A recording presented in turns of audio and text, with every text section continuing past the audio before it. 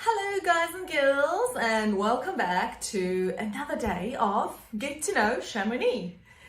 Today is the fourth day that we are live streaming what it is that I can share with you about me, myself and I.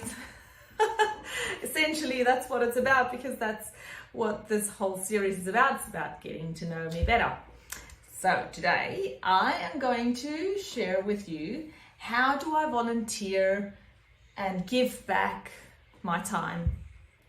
Now, my answer is probably going to be a bit different to many other people's answers, but I'll start off like historically or chronologically, and then I'll work you through in how my life has come to this point in terms of volunteering that it is right at the moment.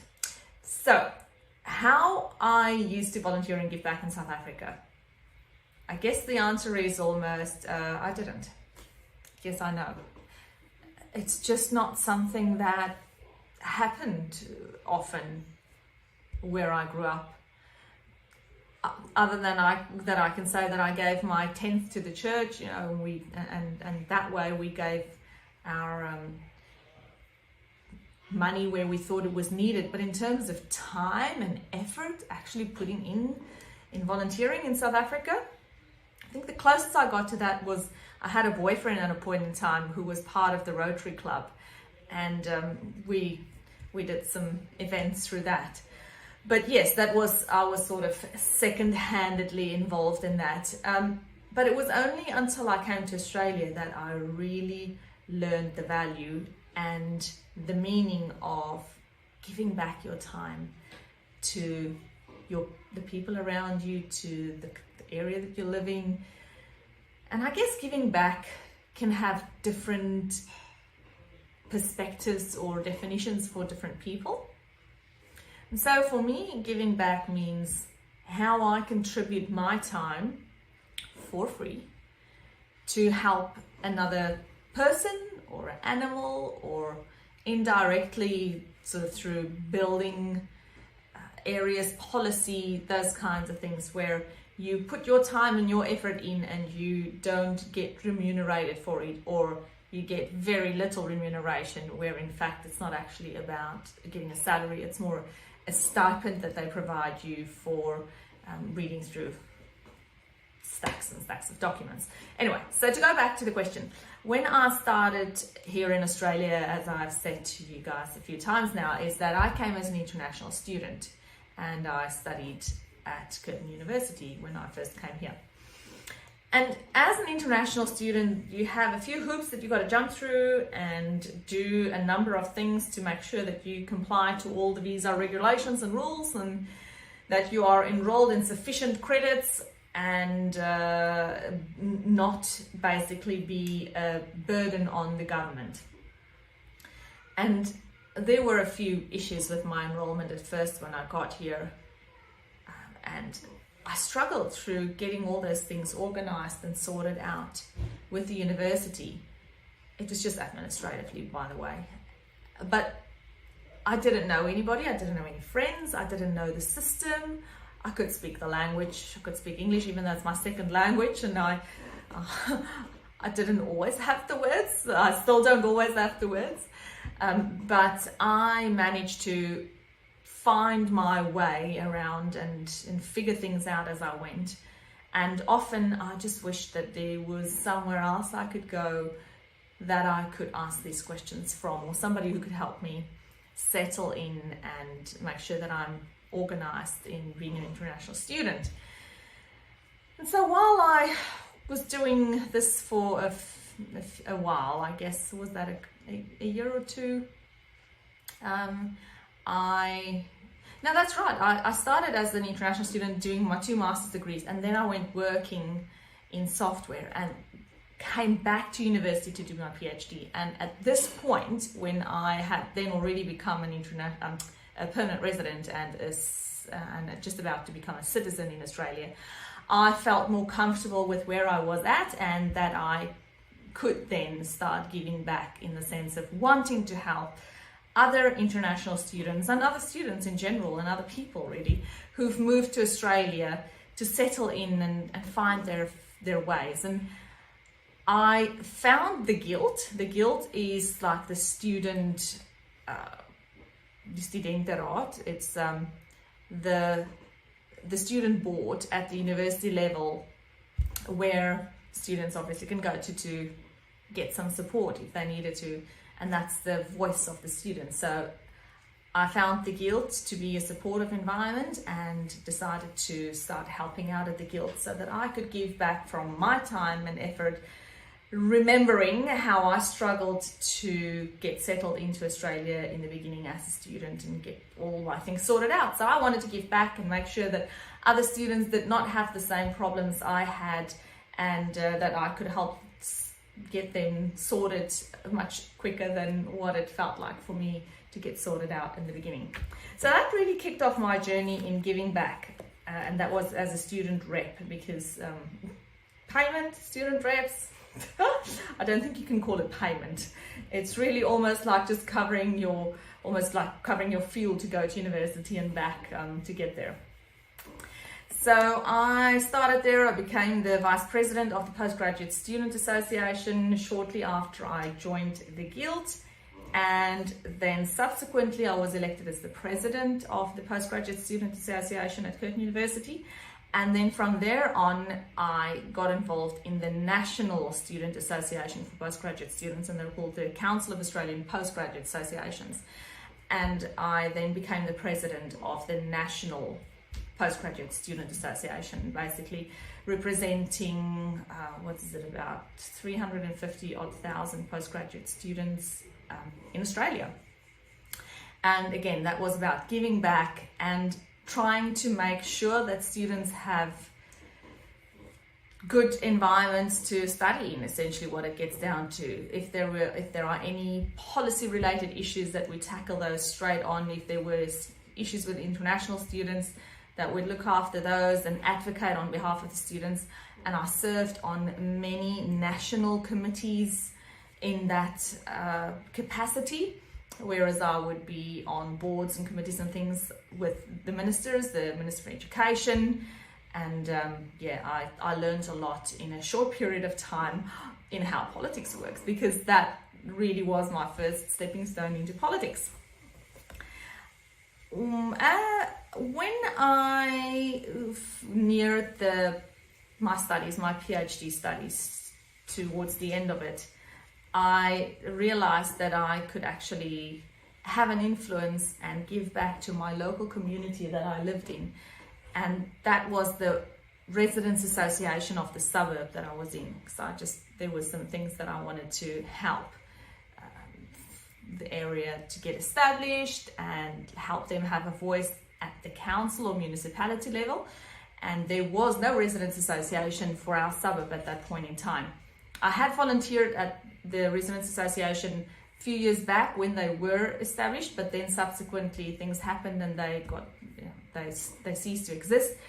And then at this stage in my life, I'm like, I should really start this back up, because our area needs representation on a council level. And it's really the residents associations that drive this for the municipalities or the councils that you live in, so that if things needs to be done, then it's a one voice that gets their ideas or their concerns across to the council. And so I started that off, and I was the president of that residents association.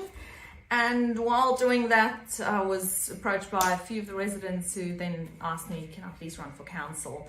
And did that and got elected, really thankfully and excitedly. Then moved from being representative of our suburb only to being a representative of the whole of the municipality. And we have about 110,000 people in this city council and the city of Coburn, and I absolutely love being a councillor and giving back to my community, because being a councillor is a part-time role. It's not you're not employed, you're elected, so you're not a staff member of the municipality or of the council.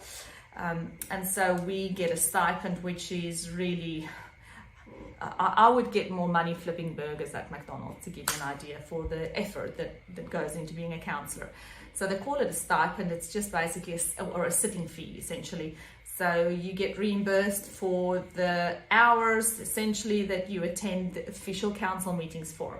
Now, there are many more than just official council meetings that you attend in your role or capacity as a counsellor.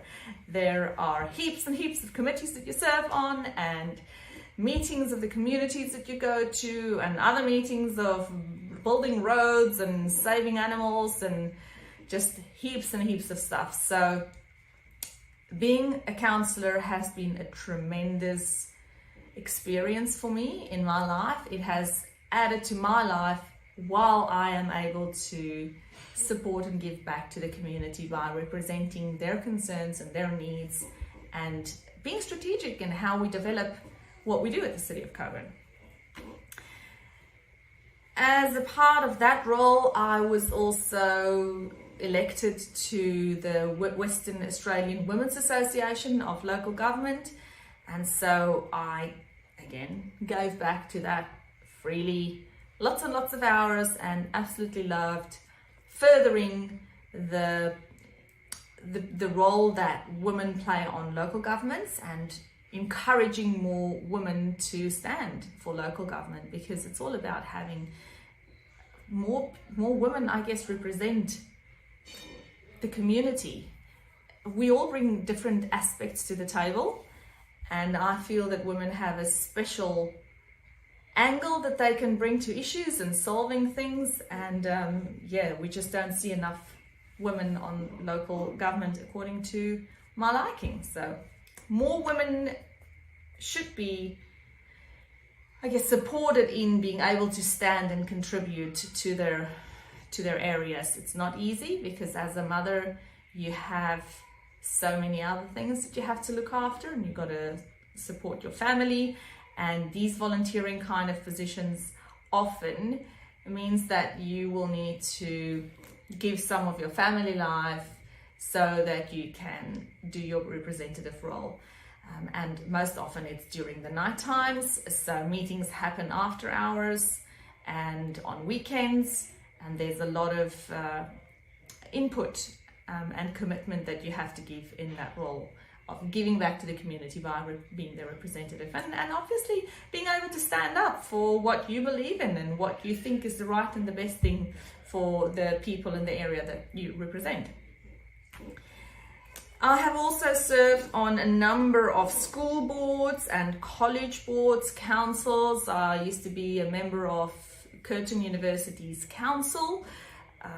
They call it different things at different universities. Some call it a council, some call it a board, university board. Basically, it's the committee, the council, the board, who makes all the decisions, the governance decisions about the university. And I really enjoyed serving on that board as well. It was an incredible learning experience, and it's just really satisfying or pleasing, I guess, to be able to contribute in the strategic thinking and ultimate the future of a tertiary education institution like that. I have recently decided that I was just so, what's the word? I want to say thinly spread. That's not the word. But I was just serving on so many volunteering boards and committees, and in so many volunteering capacities, and I have been doing so almost pretty much since for the last 10 or 12 years, that now that I have my own family and I have my 4 little kids, it was time for me to step back a little bit and make sure that I choose 1 or 2 avenues that I was going to focus on mostly in terms of volunteering and giving back. And so one of the other areas that I've been giving back so much of my time and effort have been in helping South Africans with information and tips on how to move to Australia, what the visa process entails, how do you settle in, how do you open a bank account, what are the options, what do you do to become an international student, is it easy to get into the country? How long does it take? All these kinds of questions. And I have also been an advocate for the people in South Africa in the white genocide that's happening there, and openly speaking on behalf of those people who are just slaughtered, murdered, things done to them that is absolutely unacceptable, as many of our South African viewers would know. My heart and my soul goes out to the people that I grew up with, and my I still have a lot of family in South Africa, and I lived and breathed it. I know exactly what happens there. So I will always stand up for what I believe is right, and where I can make a difference, whether it's in a paid capacity or a non-paid capacity, it does not matter. I do not shy away from doing the right thing. And yeah, so that's brought me to my role in how I help South Africans make the move to Australia. I guess that's a wrap on my volunteering commitments and how it's come about. I have to say that because of my volunteering, it has shaped my life tremendously. It has just added so much dimension to and depth to my life and my career in general. And I would strongly encourage anybody, whether you work or not, whether you study, whether you've recently moved to Australia or not, it doesn't matter. Get involved in some kind of volunteering capacity. It's just something in here that changes when you start giving back, and you go to bed with gratitude. Gratitude for the fact that you are able to help somebody else, to make their life a little bit better. Somebody, something, animals, people, it doesn't matter. And to have that feeling in your heart when you go to bed and when you wake up in the morning, it just puts a smile on your dial. It certainly does on mine. Thanks for watching again, guys. I hope that this was interesting for you to learn a bit more about who I am and how I have been contributing in my life. And I would love to hear what you do in a volunteering capacity. So hit me up in the comments below. I can't wait to read those. And I will be back for the same thing, the same time, the same place, more get to know me better action tomorrow. Hope to see you then. Bye.